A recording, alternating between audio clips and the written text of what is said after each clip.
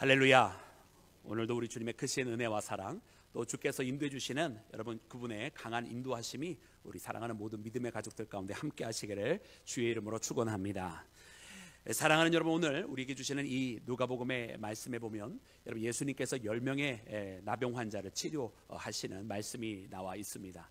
그런데 오늘 말씀은 예수님께서 치유의 사건으로 여러분 마치지 않고 여러분 그 후에 여러분 그들 중에 이 10명 중에 유독 한 명, 그것도 딱 사마리아인 한 사람만이 예수님께 돌아와서 하나님께 경배하고 예수님께서는 병치유뿐만 아니라 그에게 구원을 선포해 주시는 말씀으로 이어지는 것을 보게 됩니다. 그래서 오늘 이 말씀은 여러분 우리의 삶을 고치시고 회복하시는 주께서는 여러분 무엇까지를 원하시는가를 발견하게 되는데요. 어떻게 보면 우리에게 이 나병 환자들의 이 나병이라고 하는 문제는 우리의 삶의 인생의 문제와 같다고도 할 수 있을 것입니다. 이 많은 여러분 인생들에 갖고 있는 여러분 그 무거운 짐들, 여러분 이 10명의 나병 환자로 대표되듯 우리의 삶을 무너뜨리고 또 우리의 삶을 짓누르고 있는 여러분 그런 것들이지만, 여러분 이것을 주께서는 분명히 함께하여 주실 때에 여러분 이겨내게 하시고 또 극복하게 하시고 해결해 주시는 것을 봅니다. 그러나 여러분 이 10명 중에 유독 한 명만이 돌아온 것을 보게 되는데요. 여러분 오늘 우리가 주님과 함께하면서 여러분 세상에서 승리할 때는 여러분 세상에서 승리하고 마치는 것으로 끝낼 것이 아니라 이처럼 주님 앞에 예배하는 자로 오직 하나님만을 중심으로 살아가는 그런 믿음의 자녀로 여러분 우리가 하나님 앞에 영광을 돌리며 감사하는 삶으로 살아가야 함을 발견하게 되는 줄로 믿습니다. 여러분 그래서 오늘 이 말씀을 통해서 여러분 우리가 다시 한번 하나님 앞에 부름받은 자로 어떻게 살아가야 할지, 여러분 이 나병 환자의 이 문제가 여러분 회복된 후에 어떻게 살아가야 하는지를 다시 한번 자세히 보면서 우리의 삶의 길을 바로잡고 여러분 우리 또한 주님 앞에 영광 돌리며 살아가는 영광 하나님 앞에 돌리며 감사로 채워지는 믿음의 길을 걸어가는 우리 모든 믿음의 자녀 예수 그리스도의 제자 되기를 주님의 이름으로 축원합니다. 사랑하는 여러분, 그러면 오늘 이 문둥병자의 모습은 여러분 어떠했는지를 말씀을 통해 다시 한번 발견해 보기를 원합니다. 우리 함께 12절에 있는 말씀을 함께 읽도록 하겠습니다. 12절의 말씀입니다. 우리 다 같이 합독합니다. 시작.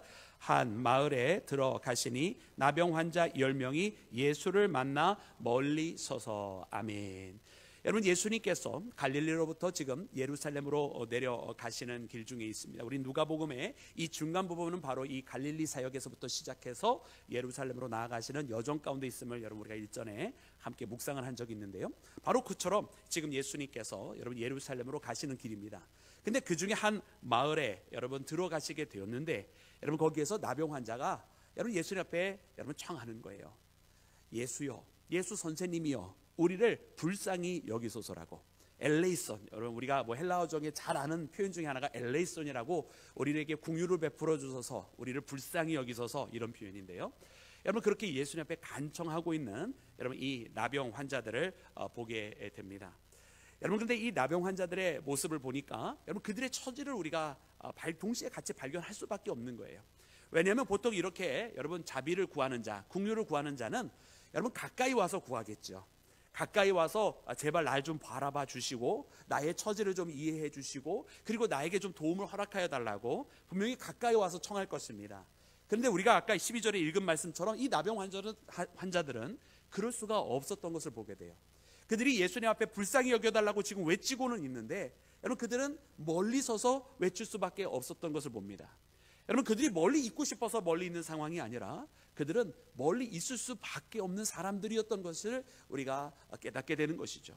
그들이 목소리를 높여서 다윗의 자손이라고 외치고 예수 선생님이여라고 외치고 그렇게 자기를 불쌍히 여겨달라고 하고 있는데, 왜냐하면 할 수 있는 것이 그것밖에 없는 거예요.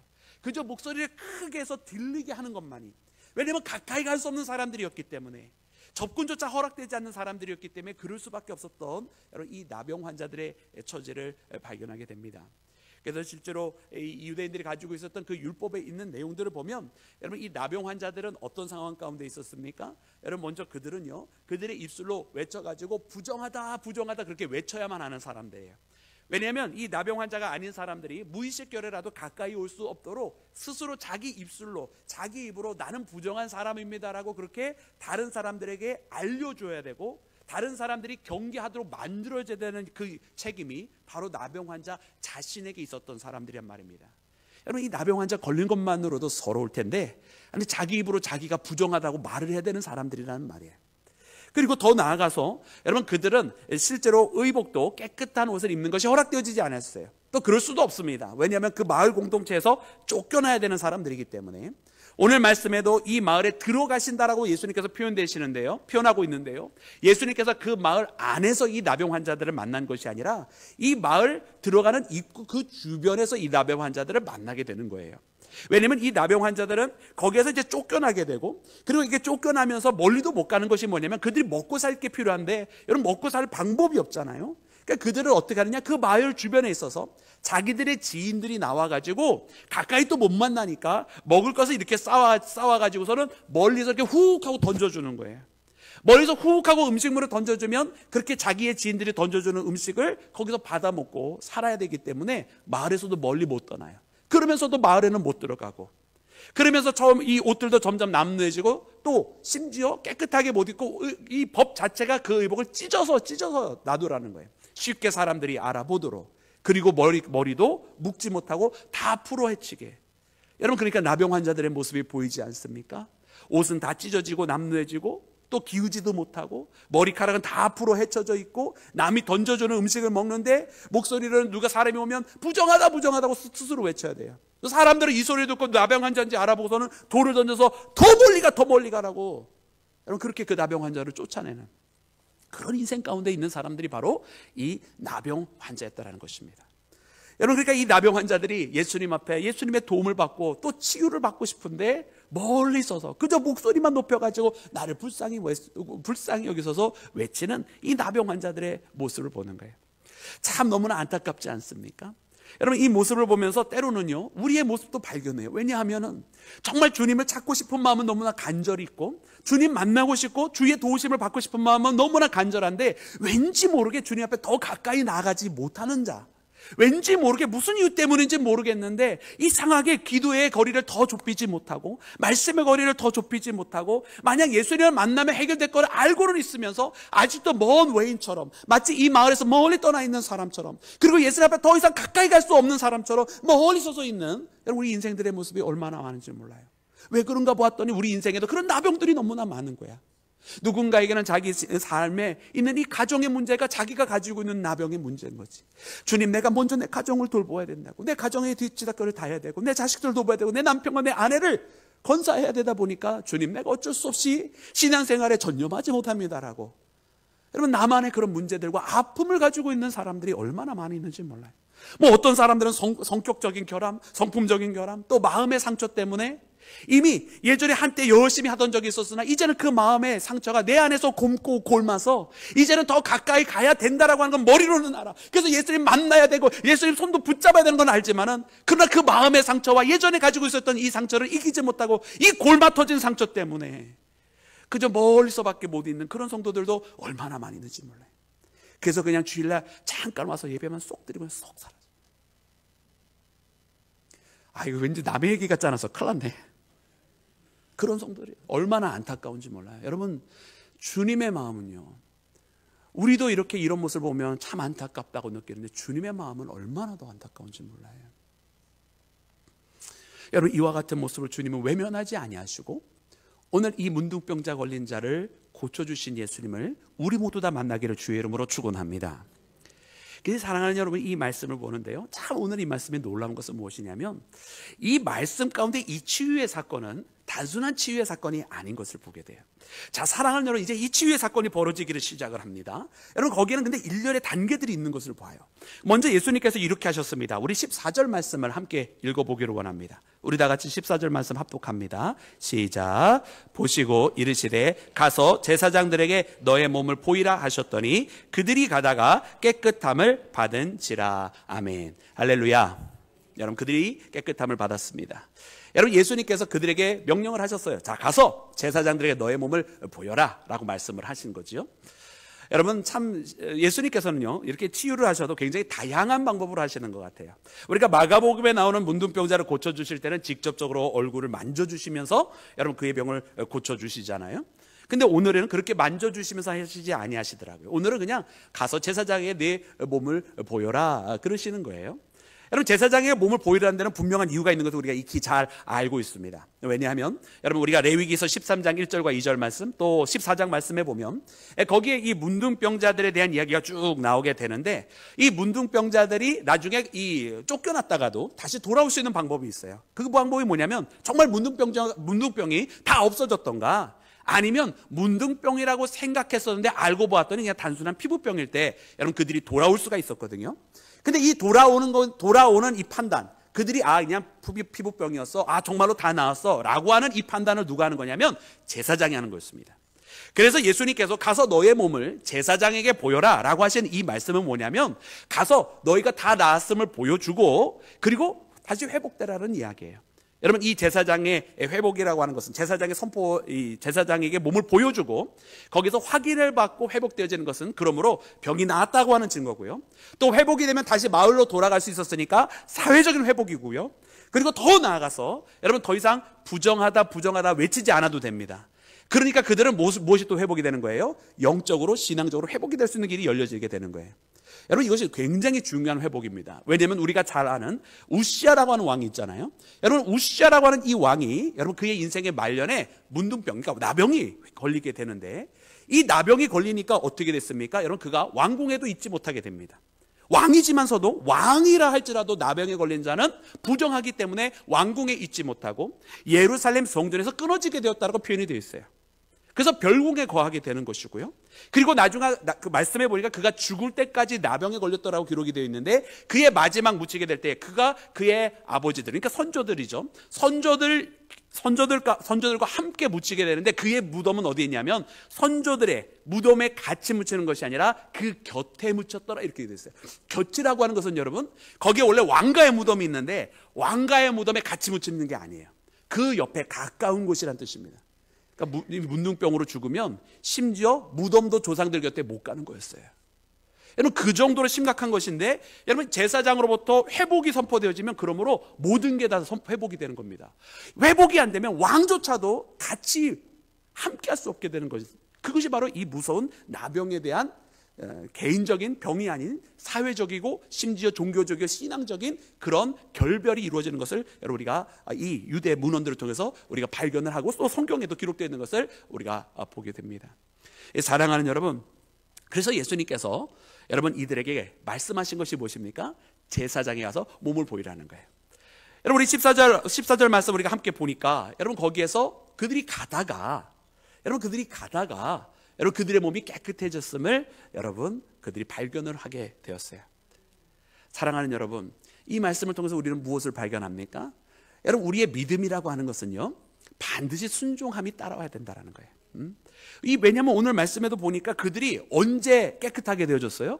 가다가 깨끗해졌다는 거예요. 예수님은 그저 제사장에게 돌아가라고 말씀하셨고 그 몸을 보이라고 했는데, 그들이 예수님의 말씀대로 돌아가다가 여러분, 몸이 깨끗해진 거예요. 여러분, 오늘 말씀에 보면은 여러분, 이 제사장은 어디에 있는 제사장이겠어요? 여러분, 기본적으로는요, 우리가 예루살렘에 있는 제사장을 생각할 수 있을 거예요. 근데 지금 오늘 본문 말씀에 보니까 11절 말씀에 그들이 지금 예수님께서 어느 길로 가고 계셨냐면은 갈릴리와 사마리아 사이로 가고 계시다고 그랬었어요. 말씀을 듣고 그대로 순종하고 실천하고 행동하다가 가던 그 길 가운데 깨끗함을 받았다는 뜻이에요. 우리가 만약 이것이 예루살렘이 아니라 북이스라엘에는 그때 당시에 이미 그리심산에 별도의 제단을 만들어 놨으니까 그리심산 쪽으로 가다가도 볼 수 있어요. 그래도 역시 마찬가지로 여전히 상당한 거리가 있는 곳이에요. 그러니까 이들은요, 여러분, 주님의 말씀을 듣고 그 명령을 듣고 실행하다가 가다가 고침을 받았다라고 하는 것입니다. 사랑하는 여러분, 우리는요, 그래서 믿음을 이야기할 때는 여러분, 어떤 믿음의 분량을 이야기하기는 굉장히 힘들어요. 누구의 믿음은 크다, 작다, 여러분, 우리가 알 수가 없잖아요. 그래서 우리는 사실은 이 분량에 대해서 말할 필요가 없는 거예요. 다만 우리는 무엇을 이야기해야 되느냐, 내가 어떤 종류의 믿음을 가지고 있느냐, 이걸 이야기해야 되는 거예요. 여러분, 오늘 본문 말씀에도 여러분, 이 사마리아인들이, 이 문둥병자들이 고침을 받는데 그들이 고침을 받을 수 있었던 건 단 하나, 주의 명령이 있었고 그 명령대로 실천하였을 때 그들이 고침을 받았는 줄로 믿습니다. 여러분, 그래서 여러분 야고보서 2장에는 이렇게 기록을 하고 있어요. 우리 야고보서 2장 말씀도 함께 합독해서 읽기를 원합니다. 우리 다 같이 합독합니다. 시작. 영혼 없는 몸이 죽은 것 같이 행함이 없는 믿음은 죽은 것이니라. 아멘. 할렐루야. 여러분, 영혼 없는 몸은 어떤 거라고요? 죽은 거라는 거예요. 예. 여러분, 이 고깃덩어리 육신이 살아있다고 살아있는 것이 아니라 여러분, 우리 영이 살아있는 자가 돼야 진정으로 살아있는 사람인 줄로 믿습니다. 그저 인생길 내가 숨쉬고 있다고 다 산 것이 아니라 내가 정말로 하나님 앞에 예배자로, 기도자로, 주 그리스도의 사람으로, 예수님의 제자로 살아갈 때 내가 진짜 살아있는 존재지, 그냥 내가 이렇게 세상에 살고 있다고 사는 게 아니라는 말이에요. 여러분, 마찬가지입니다. 내가 믿음이 있다고 다 믿음이 아니라는 얘기예요. 내가 믿음이 있다라고 생각한다고 내가 믿음이 아니라는 거예요. 내가 믿음은 이런 것이라고 알고 있다고 해도 그것이 믿음은 아니라는 거예요. 어떤 믿음이 진짜 믿음이냐? 행하는 믿음이 진짜 믿음이에요. 그리고 그 믿음이 살아있는 믿음이에요. 내가 실천하는 만큼이 내 믿음이지 내가 말하고 있는 만큼이 내 믿음이 아니에요. 내가 이만큼 생각하고 있다고 해서 그것이 내 믿음이 아니에요. 내가 생각하는 것만큼 움직일 때 그것이 내 믿음이라는 것입니다. 할렐루야. 그래서 우리는 그만큼 내가 어떤 믿음의 분량이 크고 많고 적고 많음 이걸 이야기할 것이 아니라 어떤 종류의 믿음을 가지고 있느냐, 내가 정말로 내가 행동하고 움직이고 실천하는 믿음이, 여러분, 바로 그 믿음이 내 진짜 믿음이라고 하는 것을 발견하는 우리 모두가 되기를 주의 이름으로 축원합니다. 여러분, 그래서 예수님께서 하신 말씀에 여러분 정말 겨자씨만한 믿음만 있으면 된다는 거예요. 이 산도로 옮기라도 옮겨진다는 말씀하시는 거예요. 그래서 그렇게 정말 작고 어떻게 보면 세상이 알 수 없는 그런 정말로 미시적인 거라 할지라도 그것이 살아있는 믿음이기만 하면 되는 거예요. 실천하는 믿음. 그래서 오늘 우리 모두가 여러분 그렇게 주님 앞에 실천하는 살아있는 믿음의 소유자가 되어서 여러분 주님과 함께하는 승리의 길 걸어가기를 주의 이름으로 축원합니다. 그런데요, 오늘 말씀이 참으로 재미있는 것은 무엇이냐면, 제가 이게 흥미로운 것이 무엇이냐면, 여러분 오늘 이 말씀이, 저는 재미도 있어요, 여러분. 이 말씀이 참 흥미로운 것은 무엇이냐면, 자, 그런데 여기서 끝나지 않아요. 오늘의 말씀은 사실은 실천 그 이상을 말씀해 주고 계세요. 왜냐하면 여러분 이 10명들이 다 주의 말씀대로 행하고 실천하였더니 고침을 받았습니다. 그런데 이 10명이 다 여러분 주님 앞에 기쁨이 되지는 않았어요. 왜냐하면 오늘 말씀 가운데 보니까 여러분 주께서는요 오직 이 한 명의 행위만을 기억을 하고 계시는 것을 보게 돼요. 여러분 그 사람은 누구였습니까? 오직 한 사람만이 돌아오게 되는데 그는 이 행동을 했습니다. 우리 15절 말씀을 함께 읽겠습니다. 우리 15절과 16절 말씀을 함께 읽겠습니다. 시작. 그 중에 한 사람이 자기가 낳은 것을 보고 큰 소리로 하나님께 영광을 돌리며 돌아와 예수의 발 아래에 엎드려 감사하니 그는 사마리아 사람이라. 아멘, 아멘.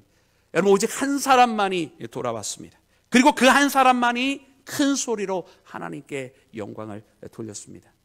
여러분 예수님은 이 사람을 기뻐하셨어요. 왜냐하면 마지막 우리가 19절 말씀 여러분 눈으로 보시면 그 19절 말씀에 무엇이라고 기록이 되어 있냐면 예수님께서 그에게 마지막으로 한 번 더 선포를 해주십니다. 그리고 그 선포는 무엇이냐? 내 믿음이 너를 무엇하셨다? 구원하였다. 할렐루야. 여러분 사실은 우리 모두가 다 들어야 되는 선포가 바로 이 축복의 선언인 줄로 믿습니다. 여러분 우리의 믿음이 우리를 구원하였다는 이 선포까지 이르러야 되는 거예요. 그런데 여러분 오직 이 이야기는요 그 10명 중에 한 사람만 들은 거예요. 여러분 아까 그 10명이 다 문둥병, 나병의 문제를 가지고 주님 앞에 나왔어요. 그리고 이 나병의 문제로부터 10명이 다 고침을 받고 노임을 받게 되었어요. 그런데 이 10명은 10명 중에 9은 그냥 그 인생 가던 길 그냥 갔고 오직 한 명만이 예수님 앞에 돌아오게 되었습니다. 여러분 물론 이 9명을 우리가 이해를 할 수가 있어요. 왜냐? 그들의 몸이 다 나음을 얻었고요. 그리고 저 제사장에게 몸을 보여주어야 여러분 즉각적으로 모든 게 다 회복이 되잖아요. 아까도 이야기한 것처럼 병의 고침도 선포를 받고 그리고 가정적으로도 회복이 되고 사회적으로 회복이 되고 신앙적으로 종교적으로도 회복이 되는 거. 여러분 그것을 우리가 여러분 제사장의 몸을 보인 그 이후로부터 이루어지는 거니까 급하지 그거 당연히 중요하지 하면서 갈 수 있으니까 우리가 그 9명 이해해 줄 수 있다라는 말이에요. 그런데 여러분 예수님은 그럼에도 불구하고 그것을 기뻐하지 아니하셨습니다. 여러분 우리가 이것을 알아야 돼요. 왜냐? 여러분 그 사람들에게는 그것이 중요했는지 모르지만 여러분 이 한 명은 왜 돌아왔는지를 우리가 발견해야 되는 거 아닙니까? 이 한 명은 왜 돌아올 수가 있었죠? 여러분 이 한 명이 돌아온 것은요 그가 하나님께 영광을 돌렸다고 그랬어요. 예수님 앞에 왔는데 여러분 가던 길을 가다가 그러니까 제사장의 보이라고 했으니까 제사장을 만나러 가다가 그죠? 거기서 고침을 받은 걸 알고 다시 돌아온 거예요. 예수님도 분명히 예루살렘으로 가시던 길이었으니까 아마 여러분 같이 예루살렘으로 갔다고 한다면 가까운 거리에 있었을런지 모르지만 만약 사마리아 방향으로, 그때 당시에 더 인근에 있는 것이 그리심산 방향이었을 테니까 글로 가다갔으면 더 먼 길이었을 거예요. 어쨌든 다시 가던 길을 돌이켜서 예수님 만나러 가야 되는 그 길을 제사장에게 보이기 전에 다시 왔다라는 거죠. 그러면 다시 또 제사장으로 만나러 가는 그 길은 또 다른 길을 걸어가야 되는 거예요. 여러분, 이 불편함을 왜 그는 선택을 하였을까요? 그리고 분명히 제사장에게 몸을 보이는 것이 중요한 일인데 왜 그는 그것보다 먼저 예수님 앞에 나오는 것이 중요했을까요? 여러분, 오늘 우리가 이 말씀의 비밀을 깨달아야 할 줄로 믿습니다. 여러분, 이 사람이 돌아온 것은 이제 더 이상 자신의 몸에 낳은 그 이상을 그가 발견하게 된 거예요. 여러분, 그렇지 않겠습니까? 그러지 않고서 그가 어떻게 돌아와서 하나님 앞에 경배를 하겠습니까? 그는 예수님 앞에 엎드려 경배했습니다. 여러분, 이것은 무슨 뜻입니까? 여러분, 예수님이 자기의 주님이 되었다라는 뜻인 줄로 믿습니다. 오늘 처음 예수님을 부를 때는 예수 선생님이요 라고, 여러분, 예수님은 가르치는 자요, 랍비요, 자레야, 선지자 정도로 생각을 했던 거예요. 그러나 여러분, 예수 선생님이요라고 불렀던 이가 선생님으로 부르는 것이 아니라 예수님 앞에 와서 엎드렸어요. 할렐루야. 그리고 이제는 더 이상 멀리 서서 외치기만 한 것이 아니라 큰 소리로 외치되 예수님 앞까지 와서 예수님 앞에 엎드려서 예수님을 경배하게 되었는 줄로 믿습니다. 그렇게 하나님을 경배하고 예수님 앞에 나와서 엎드리는 것이 자기의 몸을 제사장에게 보이고 자기가 회복되어지는 것보다 훨씬 더 중요했던 거예요. 자기가 고침을 받고 자기가 사회적으로 위치를 되찾는 것보다, 자기가 사랑하는 가족들을 만나는 것보다 예수님 앞에 엎드려 경배하고 하나님께 예배하는 것이 더 먼저였다라는 사실입니다. 할렐루야. 여러분, 그러기에 이것이구나라는 생각이 들어요. 여러분, 오늘 우리가 신앙생활하면서 많은 사람들이 함께 신앙생활을 합니다. 근데 어떤 사람은 이 신앙생활을 자기를 위해서 신앙생활을 하는 거예요. 결국 알고 봤더니 결국 자기가 좋아져야 되겠고, 자기가 더 건강해져야 되겠고, 자기가 더 정서적으로 안정을 찾아야 되겠고, 결국은 다 자기를 위한 신앙생활을 하는 거였다는 거죠. 그러니까 문제가 해결이 되니까 어떡합니까? 문제를 해결이 되려면 제사장 만나면 끝나는 거니까 그것을 위해서 달려가는 거예요. 자기 문제의 해결을 위한 마지막 종착지로. 그런데 진정한 신앙의 사람은 그것이 아닙니다. 자기 문제가 해결이 되었을 때 내 이 모든 것을 시작했던 이유가 바로 하나님께 있음을 깨닫고 그 하나님을 찾아 나서는 것입니다. 여러분, 오늘 우리의 삶이 예배 중심이 되어야 된다, 그리스도 중심이 되어야 된다, 하나님이 중심이 되어야 된다고 하는 것은 여러분, 우리 신앙의 가장 근본적이고 우리가 하나님을 믿기 시작했던 이유였던 것을, 여러분, 우리가 예수님 십자가 앞에 우리가 함께 걸어가고 있는 이 길은 바로 그분이 나의 주님이시라고 우리가 영접했던 우리 신앙의 가장 시작이었음을 깨닫는 우리 모두가 되기를 주의 이름으로 축원합니다.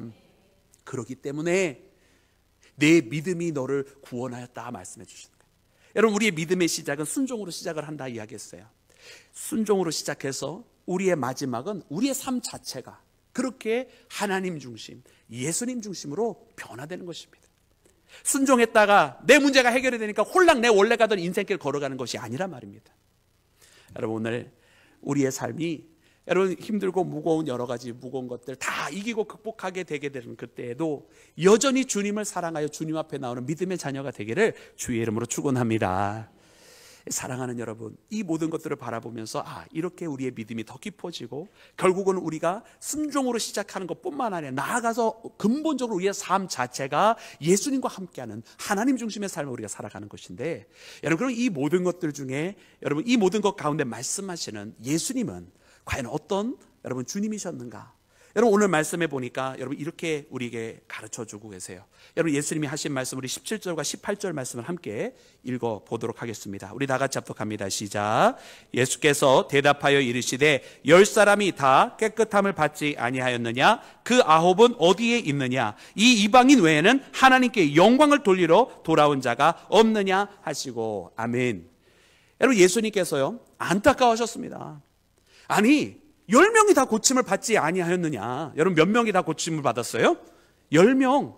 여러분, 10명이 다 치유를 받았다라는 말이에요.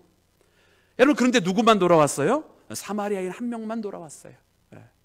여러분, 참 희한한 거죠. 여러분, 예수님의 놀라운 능력과 사랑은요, 여러분 모두에게 다 주어졌다라는 말씀이에요. 여러분, 우리가 11절 말씀에도 보면 이렇게 기록이 되어 있어요. 우리 11절 말씀 함께 볼까요? 우리 다 같이 합독하겠습니다. 시작. 예수께서 예루살렘으로 가실 때에 사마리아와 갈릴리 사이로 지나가시다가. 아멘, 아멘. 여러분, 예수님께서 저 예루살렘으로 가시는데 어느 길로 가셨다고요? 사마리아와 갈릴리 사이로. 근데 여러분, 이 말씀을 잘 읽어야 되는데, 왜냐하면 여러분, 우리가 보통 알고 있기로 예루살렘부터 갈릴리로 가는 길은 사마리아를 피하기 위해서 유대인들이 어느 길로 갔었다고 기록되어 있죠? 베레아로 가는 길이다. 그게 요단강 동편으로 가는 길이거든요. 그래서 사마리아를 피해서 사마리아 사람들하고 안 만나려고 유대인들이 일부러 베레아 길로 갔었다. 이 길이 하나가 있고, 갈릴리와 예루살렘이 이어져 있는 길이, 또 다른 길 하나가 사마리아로 가서 에브라임 산지로 가는 길이 있어요. 그래서 이 두 가지 길이 있는데, 예수님은 어디로 가셨느냐? 예루살렘과 갈릴리와 사마리아 사이. 그럼 그 중간길이 있습니까? 지리적으로 중간길이 없어요, 여러분. 지도를 아주 미리 보여주셨습니다. 네.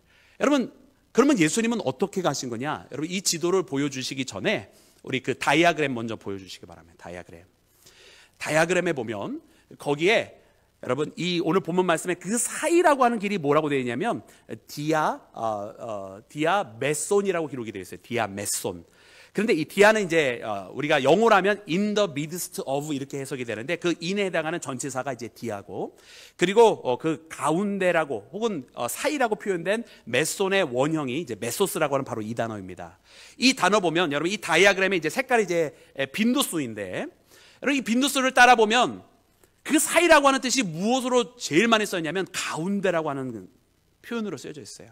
그러니까 갈릴리와 사마리아 사이라고 하는 이 가운데라고 하는 의미는요, 지리적으로 중앙도 의미하지만 사실은 정가운데를 지나갔다는 의미도 됩니다. 그러면 예수님께서 갈릴리와 사마리아 사이에 예루살렘까지로 가는 중앙에 그 사이에 있는 가운데 길이 있느냐 보았더니 그런 길은 존재하지 않아요. 북쪽에서 남쪽으로 오는 사이길은 존재하지 않는다는 말이에요. 그러면 어떤 의미겠습니까? 예수님께서 저 예루살렘으로 가는데, 갈릴리로부터 가는데 사마리아 가운데로 지나가셨다는 의미예요. 즉 다시 말하면요, 예수님은 사마리아 이방 땅이라고 피하지 아니하셨다는 뜻입니다. 할렐루야. 여러분, 예수님은 저 십자가를 지러 가시는 이 예루살렘 길을 누구를 가리면서 가는 길이 아니라는 거예요. 누가 오든지 어느 길로 가든지 예수님은 그들을 다 맞이하시는데, 이유는 뭐냐? 이 십자가로 가는 길은 일부 누구 특정한 예수님께서 편애하는 하나님이 역사적으로 먼저 선택한 그 사람들만을 구원하시러 가는 길이 아니라, 이 사랑은 누구에게나 다 주시는 하나님의 보편적인 사랑이었다는 것입니다. 할렐루야. 마찬가지로 오늘 본문 말씀에 나오는 이 치유의 사건도 예수님께서 치유해 주시는 것은 보편적으로 누구에게나 다 주시는 듯 10명의 이 나병 환자들에게 다 고쳐주시는 사건이었다란 말이에요. 여러분, 이제 우리가 깨어나야 됩니다. 왜냐하면 이 보편적인 사랑이 있는데 마지막 은혜는 근데 누구만 받았습니까? 이 은혜를 다 받았지만 그 은혜가 누구로부터인지 알고 깨달은 자, 그래서 이 은혜를 받고 자기 인생길을 선택한 사람이 아니라 이 은혜를 받은 다음에 돌아와서 하나님 앞에 영광을 돌리고 감사한 자에게 마지막 축복의 선언인 구원이 선포되었다고 하는 사실을 깨달아야 할 줄로 믿습니다. 그 사람은 누구냐? 그 사람이 바로 사마리아 사람이었더라는 거예요. 이 십자가의 사건이요, 여러분, 우리가 사순절을 보내면서 함께 보내는 이 십자가의 사건은, 여러분, 그 골고다의 언덕에서 보혈의 피를 흘리신 것은 이 세상 모든 사람들을 위해서, 50억 전체를 위해서 하나님께서 베풀어 주신 사랑이에요. 여러분, 이 사랑에 제외되는 자, 면제된 자, 그래서 이 사랑을 받을 자격이 없는 사람은 아무도 없어요. 모두가 다 이 사랑의 대상이란 말입니다. 그러나 이 사랑의 마지막 은혜는 누가 경험을 하게 되는 것입니까? 이 마지막 영생을 얻고 구원받는 자는 누구입니까? 이것이 바로 하나님께서 나를 사랑하사 그의 아들을 보내주셔서 예수 그리스도를 내가 주로 고백하고 그분을 통해서 구원하셨다는 것을 믿는 자들에게만 마지막 은혜가 주어지는 줄로 믿습니다. 그것이 바로 오늘 본문 말씀이에요. 그래서 사랑하는 여러분, 예수님께서는 이 갈릴리와 사마리아 사이로 가운데로 가리지 아니하시고 지나가셨다란 말입니다. 여러분, 그래서 콘첼만 교수는 여러분 예수님께서 걸어가신 길을 이렇게 그려본 거예요. 그래서 지도를 보여주세요. 저보다 앞서 보여주셨는데, 네, 여러분 잘 보이십니까? 네, 잘 보이시죠? 네, 어이구, 네, 여러분 여기가 갈릴리죠, 그죠? 파란 색깔 가운데 동그란 데가 갈릴리예요. 여러분 보시는 것처럼 갈릴리로부터 얇게 하늘색으로 내려오는 게 여러분 요단강이고요. 그 오른쪽에 보면 조금 흐리지만 회색으로 이렇게 세로로 쭉 남북으로 이어지는 길이 하나 있어요. 여러분 그게 바로 베레아를 통해서 가는 길입니다. 그게 바로 갈릴리에서 여러분 예루살렘으로 이렇게 쭉 내려오는 길이 여러분 바로 베레아로 가는 길이에요. 그러니까 가느다란 하늘색은 여러분 요단강이고요. 사이로까지 가는 요단강입니다. 그런데 여러분 보시면 참 신기하게도 갈릴리와 그 밑에 여러분 지금 왼쪽 하단 부분을 보면 사마리아라고 되어 있는데 여러분 이 절탄껏 짧은 길이 아니에요. 그러니까 그 사이로 예루살렘으로 가는 다른 길이 있느냐 보면 없어요. 그러니까 갈릴리아와 사마리아의 사이길은 존재하지 않는다라는 말이에요. 그러면 이 말씀은 어떻게 되어지는 것이냐면 바로 갈릴리에서 예수님께서 사마리아 방향으로 가신 거예요. 사마리아로 방향으로 가니까 이 사마리아에 불을 내리니까 이런 이야기가 제자들과 대화를 나누시는 말씀이 거기서 또 나오는 것이고요. 사마리아 방향으로 가신 겁니다. 그래서 사마리아 마을을 피하지 아니하신 거예요. 그리고서는 콘첼만 교수는 어떻게 하냐면 그 다음에 이 가다가 중간에 다시 요단강 방향으로 일부러 멀리 또 가시는 거예요. 일부러 돌아가시는 거예요. 그래서 유대 마을 쪽으로 또 가시는 거예요. 그 다음에 왜 가냐 되는 게 이제 에브라임 산지로 가면 조금 더 이제 가까워지시는 거거든요. 예루살렘으로. 근데 이제 사마리아에서 지금 여러분이 보이는 데가 지금 하얗게 되어지는 부분이 이제 에브라임 산지인데 에브라임 산지로 해서 예루살렘으로 그 다음에 가는 것이 이제 정상적인 사마리아와 예루살렘이 이어지는 길입니다. 근데 그 길로 또 안 가셔요. 그러면서 바로 이렇게 중간에 좀 지대가 낮은 데로 해서 요단강 방향으로 다시 꺾으셨다가 그래서 다시 남쪽으로 오셨다가 그 다음에 다시 여리고를 통해서 요단강 건너서 여리고를 통해서 이렇게 들어가셨다고 이제 콘철만 교수는 이야기를 하는 것입니다. 사랑하는 여러분, 왜 예수님께서 이렇게 가시나요? 예수님은 이 사마리아를 피하지 아니하신 것이고 유대 마을도 함께 만나시면서 일부러 최대한 지그재그로 내려가신 거예요. 지그재그로. 할렐루야. 저만 신기한가 봅니다. 여러분 우리 예수님은 이런 분이시구나. 이런 하나님이시구나. 그의 사랑을 모두에게 주기를 원하셨구나. 우리 인간들처럼 누구는 좋으니 만나고 누구는 싫으니 피하고 이러지 아니하셨구나. 누구는 나한테 이득이 되니 만나고 누구는 나한테 자꾸 귀찮게 하니 피해야 돼. 이런 분이 아니시구나. 여러분 그분은 일부러 더 어려운 길을 걸어가셨습니다. 그것이 다만 지형적으로 어려운 길만 걸어가신 것이 아니라 사실 마지막 십자가 길이라고 하는 것. 여러분 어떻게 보면 하나님은 다른 방법으로도 구원하실 수 있었을 텐데 진짜 박수 3번 치고 구원받았다 이러실 수도 있는 분이 하나님 아니세요? 하늘 보좌에서 가만히 그렇게 명령만 하셔도 되는 분이잖아요. 말씀으로 이 세상 다 창조하신 분이십니다. 그런데 그러하지 아니하시고 마치 지금 일부러 지그재그로 갈릴리에서 예루살렘으로 가시듯 일부러 더 어려운 길로 우리 가운데 오신 것 같아요. 왜냐? 그렇게 해야 더 우리와 함께 하시고 또 그렇게 하셔야 우리가 하나님이 어떤 분인지를 깨닫게 되니까 우리가 그 십자가에 달리신 예수님을 바라봐야 하나님의 사랑이 어떤지를 우리가 아니까 일부러 우리에게 그 어려운 길로 오시지 않아요. 여러분 오늘 우리가 그래서 그 예수님을 발견하는 믿음의 자녀가 되기를 주의 이름으로 축원합니다. 사랑하는 여러분, 믿음이 너를 구원하였다 말씀해 주셨어요. 여러분 오늘 그래서 우리는 오늘 우리가 어떤 종류의 믿음을 가지고 있는지 돌아보기를 원합니다. 여러분 우리가 순종으로 시작한 그 믿음, 우리를 위해서 일부러 이렇게 어려운 길로 가신 예수님을 발견하고 여러분 그 예수님 중심으로 살아가는 우리 모두가 되기를 주의 이름으로 축원합니다. 함께 기도하겠습니다. 할렐루야. 주님 감사합니다. 아버지 오늘 우리에게 주의 말씀을 허락하시고 주님께서 인도해 주시는 그 은혜와 사랑에 따라서 우리가 믿음으로 고백합니다. 주의 사랑하는 모든 주의 자녀들이 오늘 주시는 그 은혜로 다시 한번 승리하게 하시고 또 오늘 주신 이 말씀으로 말미암아 진정으로 믿음으로 구원 받았다라고 선포함 얻는 믿음의 자녀가 될 수 있도록 주여 도와 주시옵소서. 모든 것을 주께 맡기며 우리 구주 예수님의 이름으로 기도드렸사옵나이다. 아멘.